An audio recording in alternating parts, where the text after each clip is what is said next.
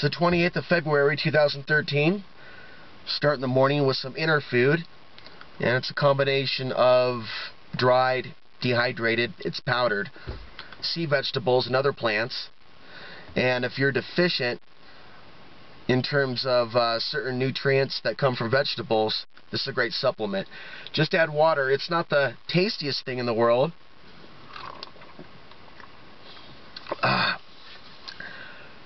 but I want to start eating healthier. I have an apple here I'll eat in just a little bit. It's frozen. When you're out here and it gets as cold as it does, when everything freezes at night, I mean solid blocks, my water supply, everything, the eggs, when the eggs freeze, they crack. It makes certain forms of cooking complicated, but I've been able to get around certain things. I make a lot of quinoa, I make a lot of stir fries with meat from the market. I do crave certain things more, meats, sugars, fats, being up at this altitude, and perhaps the fats from the coldness at night. My body using its own energy to keep me warm. Although I think there's certain things that I may be a little deficient in, I will say that going through this experience of sleeping in that yurt and experiencing how cold it gets when it starts dropping after the sun goes down. I mean, once the sun goes down, it's a whole other world. It's a whole other side of life. It's a whole other polarity. It's a whole other dimension of experiencing temperatures. And it's only going to make me stronger, but I know that a lot of people, this would be really, really hard on them. Now, I've read a lot of stories, heard a lot of legends and myths about Tibetan monks that could meditate in the snow and through the power of their mind increase their body's temperature. And there are so many ways that the power of our mind is more powerful than what most people are aware of. That's what makes this experience interesting for me, is the potential of what I'll learn from it, what I'll be able to get through, what I'll be able to survive, experience that I haven't experienced before. It changes someone forever. Now, it doesn't mean that it's all peaches and cream and, you know, just meditating up on the mountain and everything's fine. When it gets cold and your mind becomes unaware, you become partially unconscious to your subconscious and some of the negative things that like to repeat themselves over and over. You've got to keep control over your mind.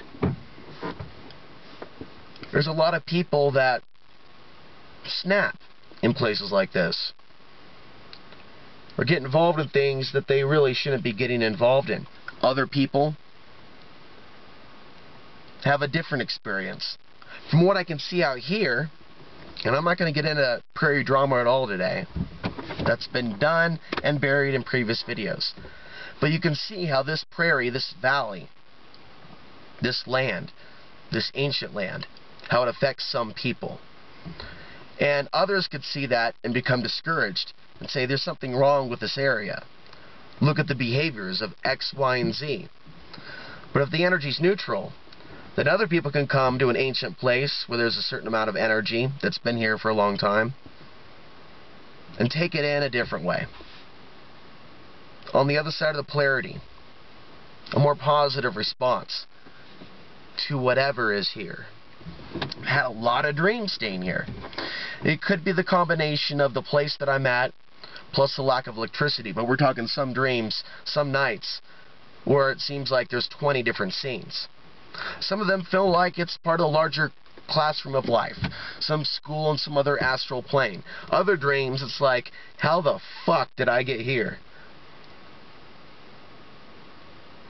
And in some scenario where there's a lot of uncomfortable things going on.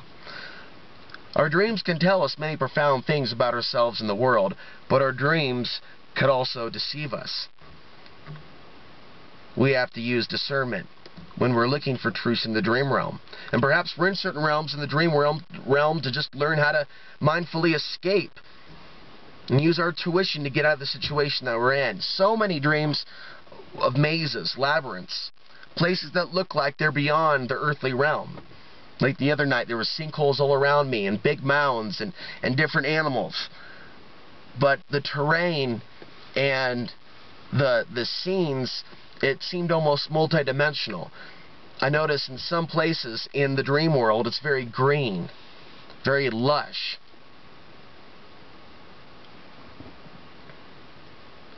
A lot of people that have stayed out this year haven't stayed here as long as I during the winter. I have officially stayed here the longest, I've been told by one neighbor, of anyone that stayed here. And a lot of people have stayed in this yurt that have been travelers.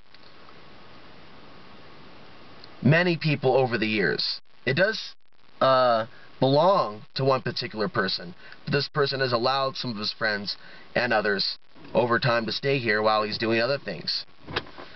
So this yurt has been a blessing to a lot of people. There's a lot of history here, as well as a lot of history here in the San Luis Valley. I've improvised a little bit to deal with the cold. You know, I've talked a lot about my appreciation for the sun, being warmed up as soon as it comes up, and yesterday, for the first time ever,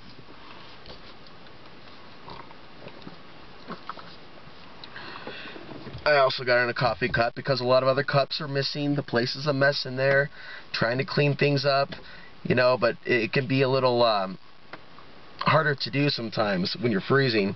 Sometimes your mind is just focused on the basics. But during the day it gets warmer, and I sat out here for a full 8 hours for the first time ever in a car to just take in the sun.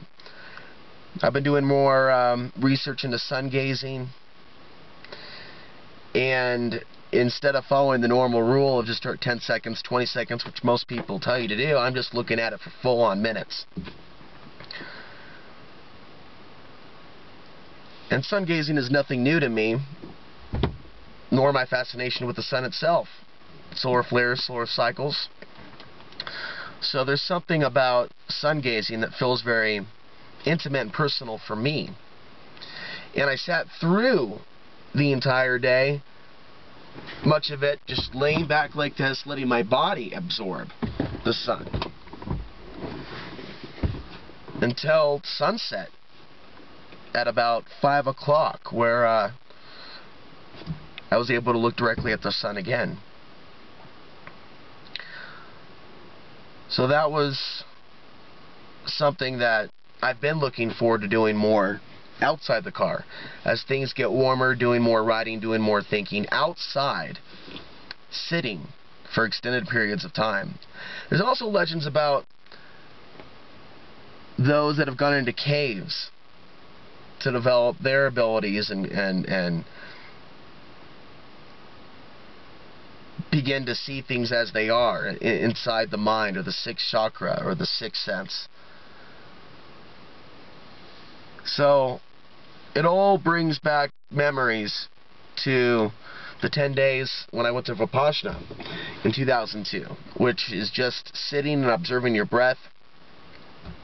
It was out in nature. It was somewhere near, well, past Longview, Washington, but an hour and a half north of Portland, Oregon. And while meditation's always been something that I've seen as important, I've researched certain aspects of it, up here practicing certain things, in short, a lot of it makes more sense. And there are parts of me that want to be somewhere else. Yesterday I was simply thinking about the peace in mind of just being here under the sun without going online or going to the coffee shop.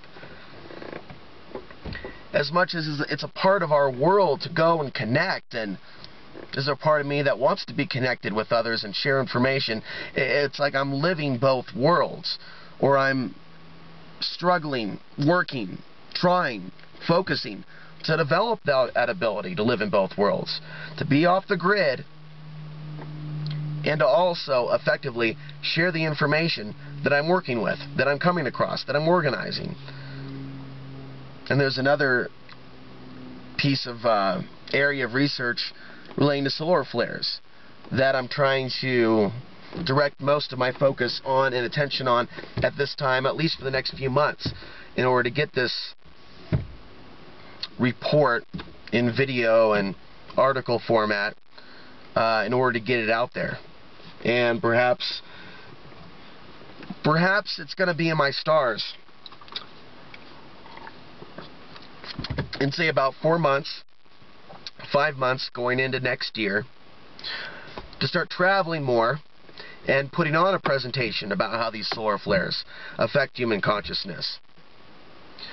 And so I'm looking forward to what's going to be coming after this winter as I launch my life forward. And it's all a matter of patience for now. And hanging in there. And accepting, not fighting the cold, but embracing it to a certain degree. And then basking in the sun. The simple things in life. Like it is right now. Now I'm going to go into town and get some extra groceries. Because I ran short of several things this week. But then again, there's a lot of things that just freeze. It's just the acceptance, but also the gratitude that I'm here, that I have food to eat, that I have time to think. And that's something that a lot of people don't have. That's the purpose of some of these experiences. To experience what some others never get to experience. Yeah, some people, once they get locked into a good paying job and a place to live, you still have to pay for that place. And you still have to keep going to work as your boss would like you to. You can't just, in a lot of people's situation, go when you want to go. And I remember that feeling when I was bussing tables. I remember working at a grocery store for 3 years, by the way. You know, I've done a lot of working for other people. I remember being in Dallas and being a part of that project. I remember the survival store for as long as it was, just only 5 months that I was attached to it or working with it. And when you give all your time to somebody else, that reality becomes a big part of you. And a lot of people are suffering because they just don't have the time for themselves. Time is the ultimate commodity. It's nothing you can measure in terms of dollars and cents. Alright, I'm going to get going. I'm going to think about having a magical day today. As much as it can be being out here. Going to the Antonito Library, buying some food, charging up my laptop, talking to a few people, uploading this video, and then coming back at night. As the temperature continues to drop and drop and drop, and things begin to freeze around me, everything except me. And just accepting it as part of this experience, looking forward to some of my travels that will be taking place sometime in 2013. Thank you all for watching. Remember to share some of the videos that you appreciate. Remember to tune in to Outside the Box Radio. This Saturday night, my friend Dee Dee is going to join me. And so we're going to talk about a lot of different things, the big picture, her spiritual perspective on things. And I encourage all of you to call. Your comments, your questions. It's a great time and place to connect. In fact, I'm doing the show from inside a neighbor's house 10 miles away, so I'm no longer having to go to Alamosa. Very grateful for that. You can call in at 218-339-8525. I'd love to hear from you all. And in the comment section, you know, just feel free to tell me how your life's going.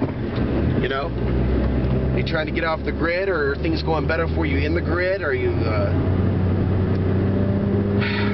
confused right now as to what you're going to be doing in the years ahead? Or do you feel like you're in your zone?